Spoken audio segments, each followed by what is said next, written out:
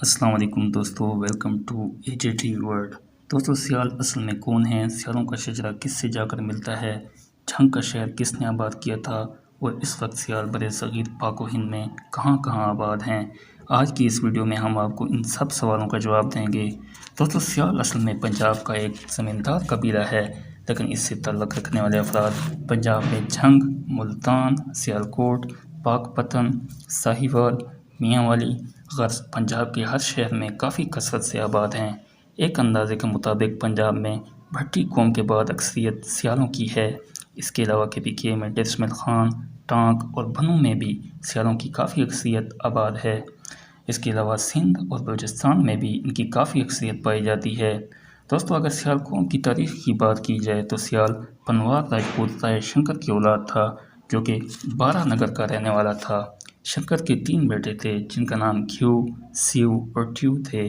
ان میں سے گھیو سے پنڈی گھیب کے گھیبوں، سیو سے جھنگ کے سیالوں اور ٹیو سے خوشاب کے ٹوانوں کی نسل چلی، جبکہ ایک اور روایت کے مطابق شنکر کا ایک ہی بیٹا تھا، سیو، جبکہ گھیو اور ٹیو ان کے رشتہ دار تھے۔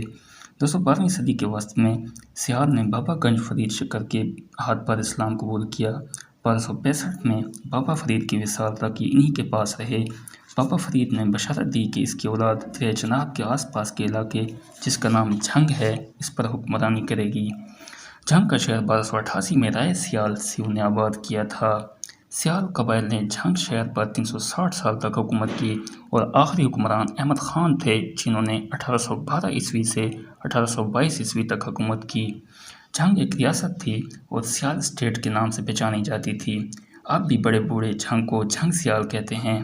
دوستو، اپنے وقت میں جھنگ کی ریاست ملتان تک پھیلی ہوئی تھی، جس میں فیصل آباد، چنیوٹ، لیا اور اس کے علاوہ کافی اضلاع شامل تھے۔